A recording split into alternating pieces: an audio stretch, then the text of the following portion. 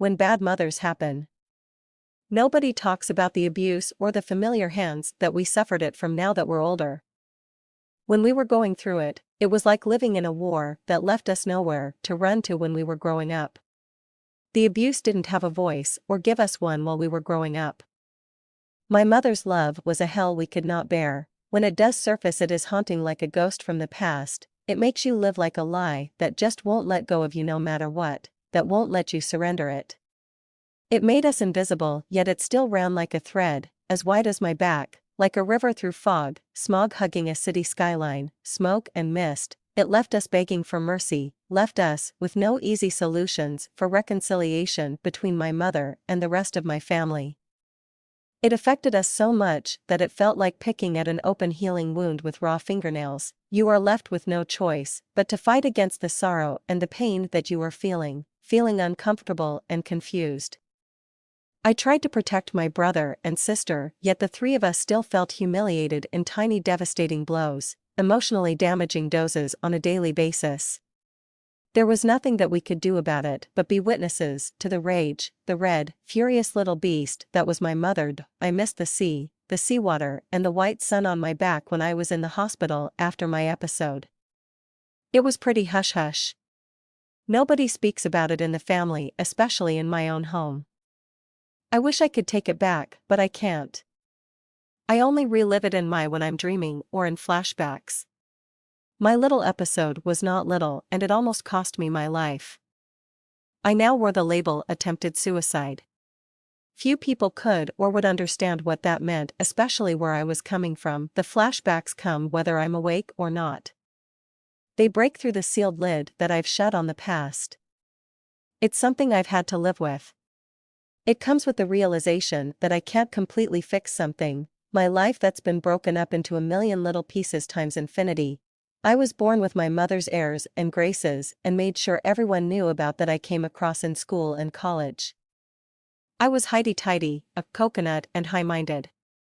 I never had a close circle of friends, perhaps only one or two close girlfriends that I told all my secrets to and that I shared everything with. I thought growing up in a home where you were sad sometimes as a child, spent nights crying yourself to sleep into your pillow was normal. Where you felt lonely, confused, helpless and hopeless when you could hear your parents' raised voices having an argument in their bedroom late at night. We swallowed the pomegranate seeds of my mother's pain, sensitivity, shame and mistakes from her own childhood and teenage years whole. It was a bitter pill to swallow. It was harder to live with, to grow up surrounded by people you loved who were in the state of mind my parents were in, but my father's love more than anything made up for my mother's reckless and uncalled for behavior, especially when there was too much going on that we as children had no control over. Activities at school made up for that. I took on as many as I could possibly fit into my schedule. I wanted to shine. I had my head up in the clouds. I basked in the glory, chaos and mayhem of rehearsals for a school play and editing the school newspaper. I was in my element, every petal that belonged to the flowers in the tall, precarious glass vase on the table in the sitting room that I gave my mother for Mother's Day tells a story. It tells the sad tale of the life experience of my mother, including her childhood. I held rosebuds and petals in the palms of my hands and crushed them with my fingers. I hold my mother's face in my memory whenever I have one of my phases, when I am going through a reverie, when I face the darkness visible, that is depression. Other people like to use words like melancholy. I don't. I don't find the word depression as menacing and cold to the touch as other people do. I have learned to deal with it well. I don't think she knows me well enough at all. Sometimes I wonder, does she know who I am and what I stand for? Am I noble? Am I a good girl? Do I work hard at what I do in school? Will I ever be over it? Will we ever learn to compromise? The flowers in the vase, although wilted, still hold a sense of wonderment for me. The pink light of the bloom is a flush against my fingertips. Red seeped through a tear in my finger where it had caught on one of the thorns of the roses. The thorns scratched me. It left red dots behind on my skin. When I was young, I could already see the rough times ahead of me in the future. It was called for.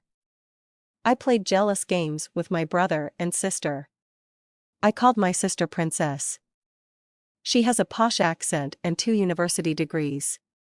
I did not finish school because of the bullies that tormented me and made my life hell when I was at high school. In Johannesburg, where I was studying at the college I was accepted to, I could hear the wind blowing when it moved, when it held in crevices, in deep places where you could not connect to the very being of it, possibly even when you were sleeping to dream.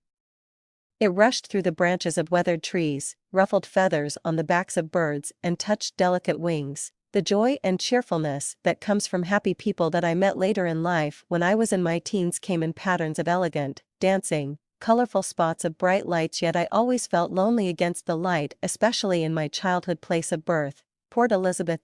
My mother had a slender figure, red lips that chanted, and she smelled intense like her moods. She smelled of opium. She sprayed it from a bottle. Each terrifying end of her bad temper meant the start of a new beginning to our relationship. It taught me to grow up quickly and learn to fend for myself. I didn't lack the education of getting attention. I always had that know-how. When she was angry, her gaze was dangerous. It was hard to keep your distance when you could feel her anger rising and her voice shouting.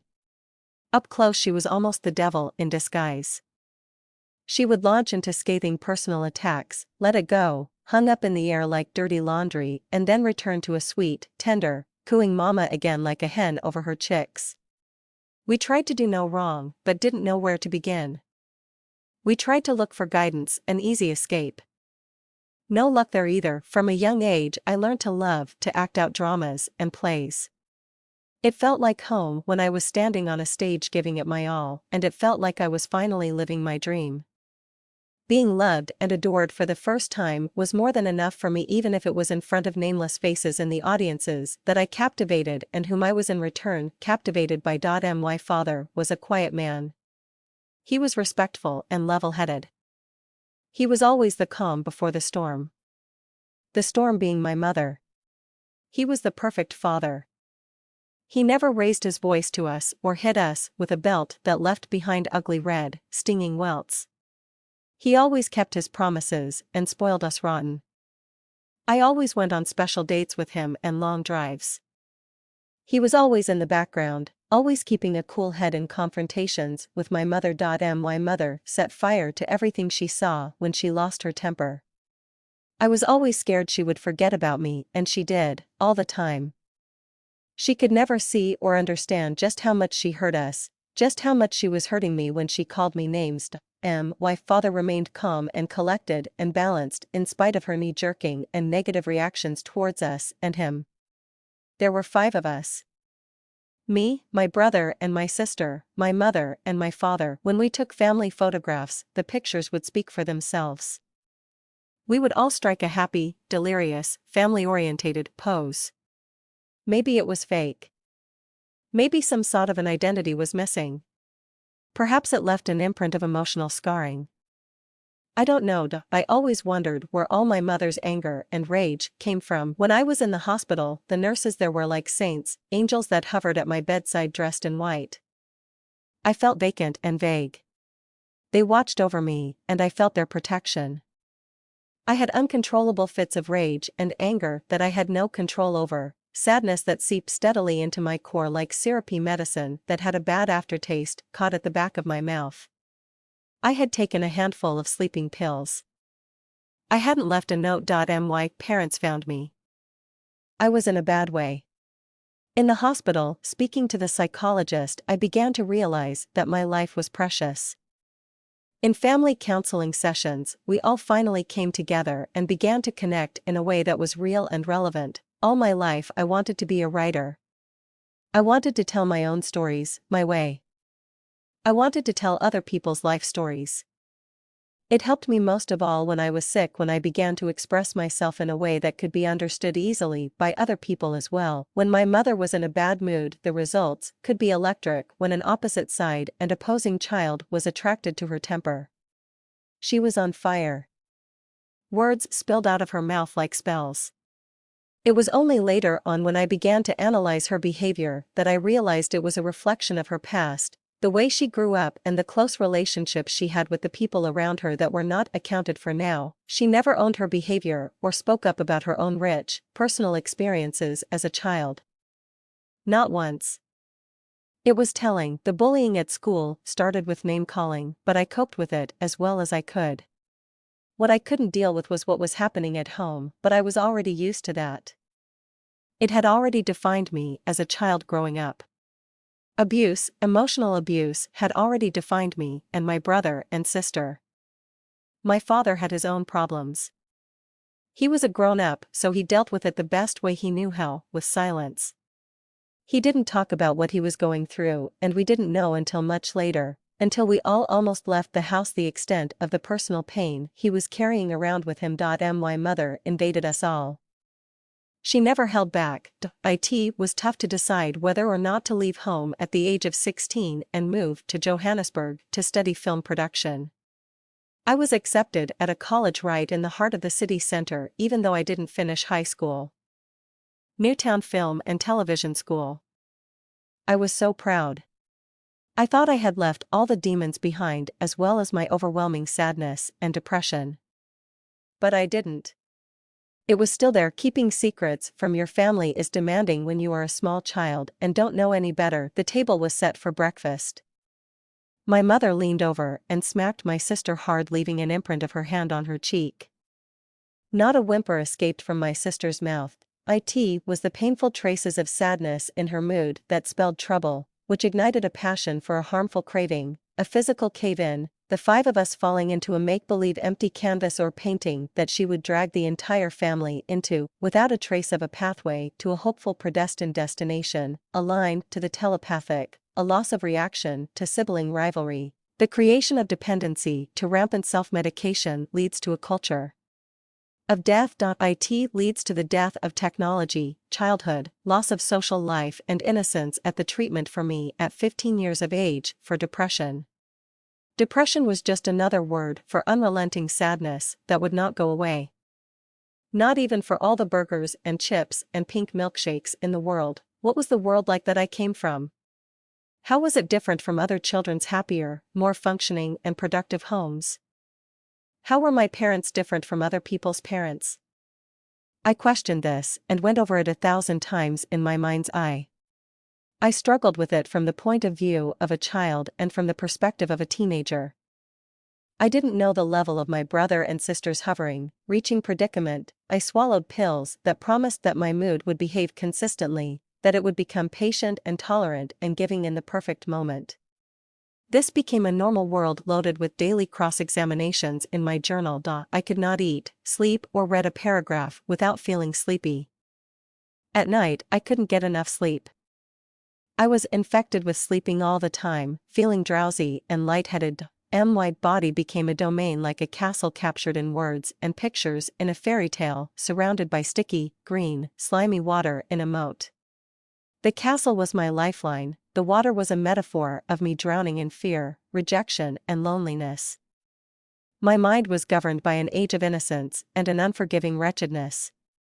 It was bold and dynamic.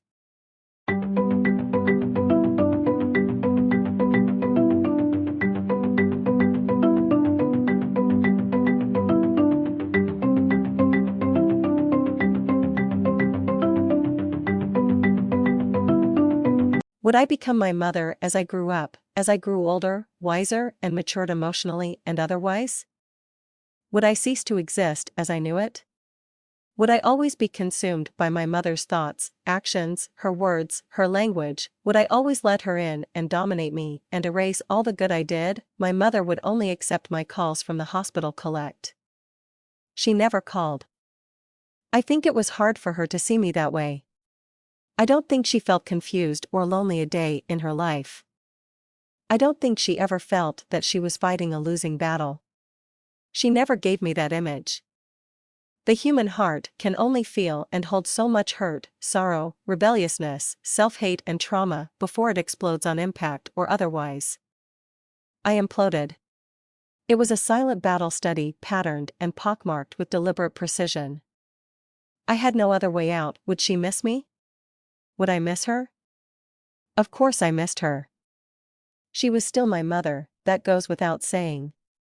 She did not pursue me or the insatiable instant gratification that sometimes came with having children. I pursued her ruthlessly with a vengeance. It had been waiting all those years for a long time coming, like an insider bursting at the sides with a secret that wants under all intents and purposes to be exposed, like sparks shooting out, dancing, spitting and shouting like golden flames.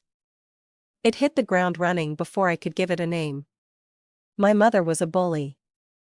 Whether she was cursing at the top of her voice, shrieking, her voice shrill and insecure, when she was now really giving it to us, she frightened me.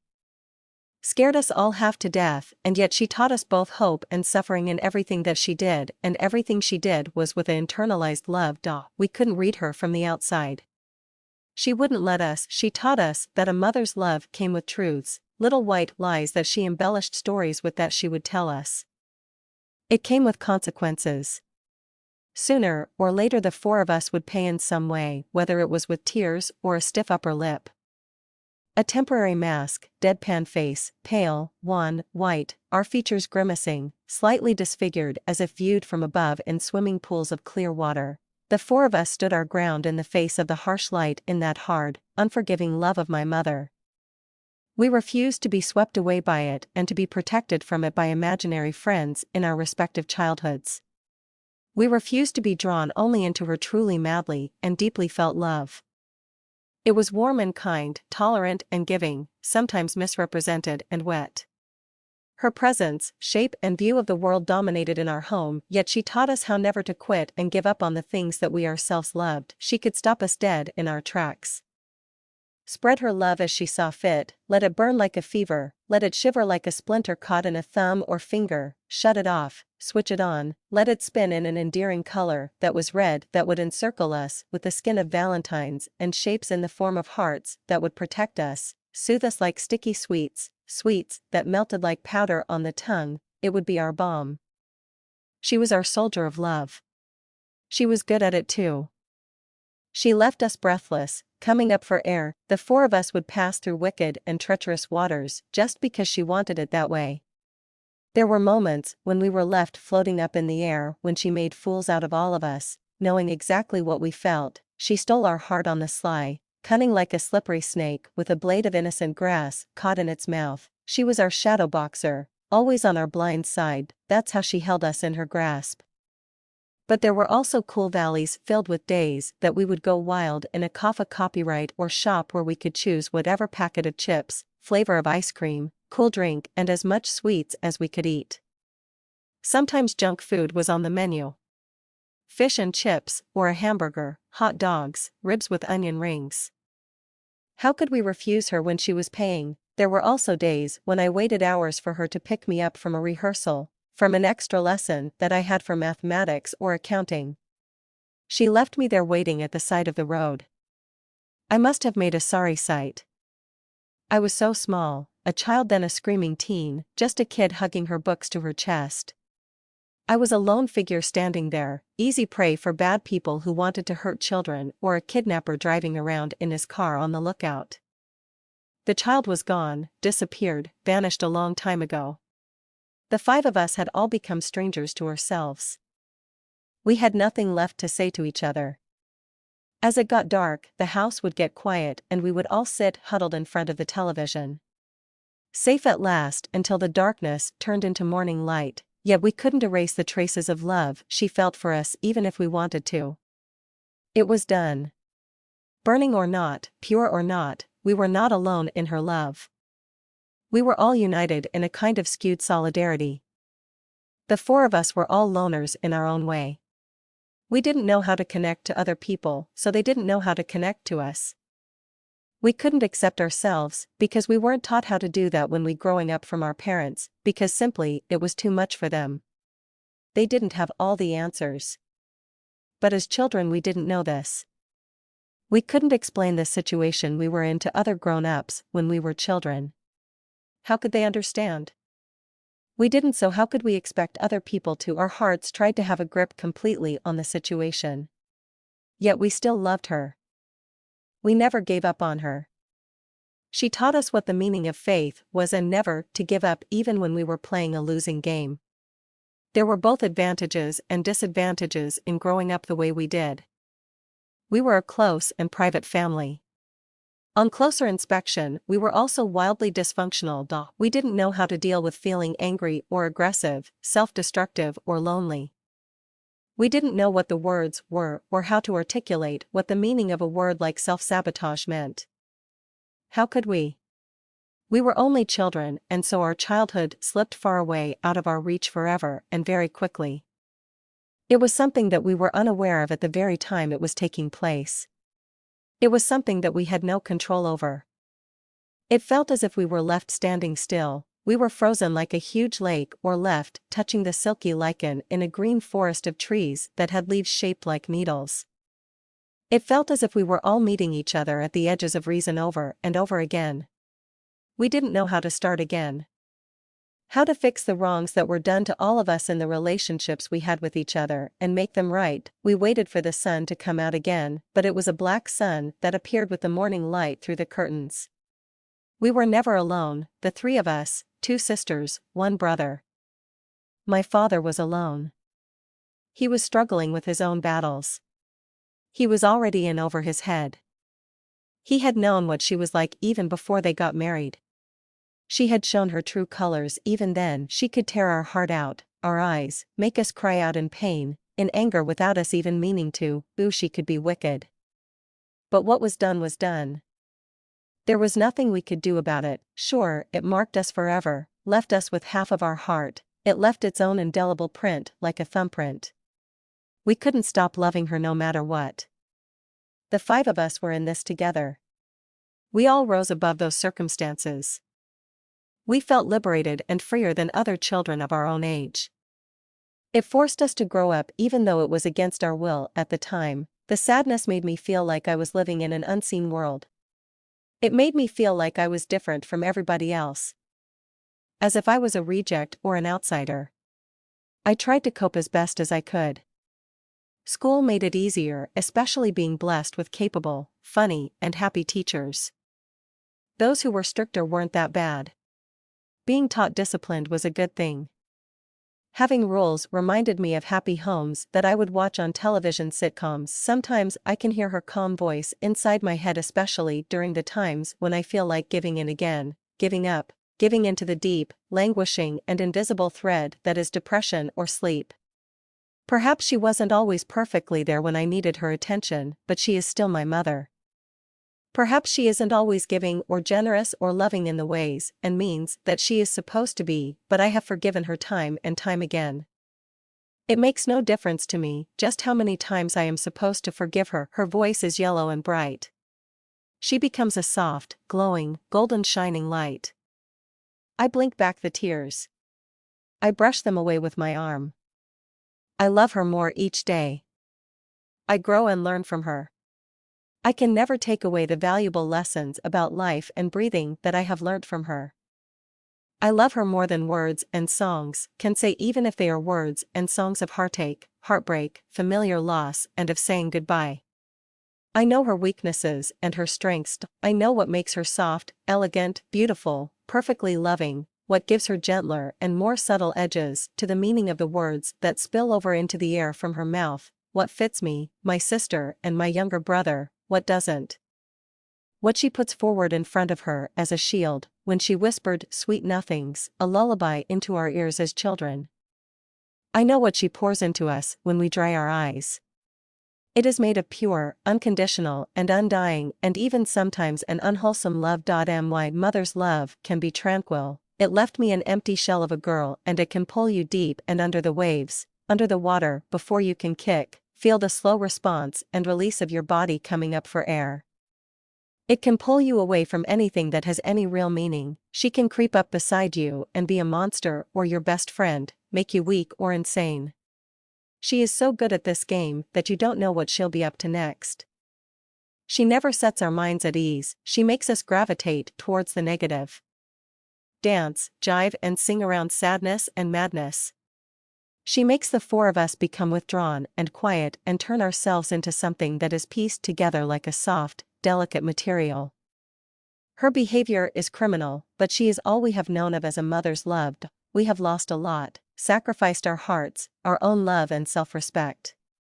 We have not given it away out of our own free will or choice. We have suffered, protected ourselves as best we could, put on blinkers, buffers. We have made the thick undergrowth of the paths of our internal pain smooth and sweet and slow as honey, to come to this realization. We have all been consumed by pain and bullying. We have endeavored to pull each other across that bridge, satisfied each other when we were hungry for attention and love, released each other from the burden of carrying that secret, reached for each other and folded our arms comfortably around each other so that we could retain our balance and equilibrium. My big secret is revealed. It is out there now. It is not easy to digest, to contemplate, to yield to hide or to accept like a scent or expensive fragrance on a breeze. We are star people. It is only at night when the sky is completely blacked out like a black hole that a blanket of stars becomes visible. People born of the stars are made out of light and particles to shine on, to have a forgiving and culpable nature, to encourage others in circumstances that threaten to overwhelm them, to understand and not to fold under despair completely, although I remain convinced to this day I was not made for these times. That's the way I want it. I have chosen the life I live now. I wouldn't want it any other way. Abuse against women and children, the most vulnerable citizens of the world, is on the increase. They remain trapped in that domain of trauma, out of reach for the most part from helping hands. In Africa, abuse at the familiar hands of people we know and love dearly happens so often. We need desperately to be educated about it, especially people who live in poverty-stricken areas. In Africa, it has become an acceptable form of conduct and discipline from authority figures. Yet I felt the mass devastation and self-destruction that comes with it needed to be highlighted. We cannot remain neutral anymore. This story gives just one voice to that invisible thread of emotional abuse, whether it is verbal, emotional, or physical, or a personal attack on the individual, boy or girl, child. I think of the lady in the waters of the River Ouse. Stones in the pockets of her coats. A woman with a mission who woke up with a plan. I am not that woman.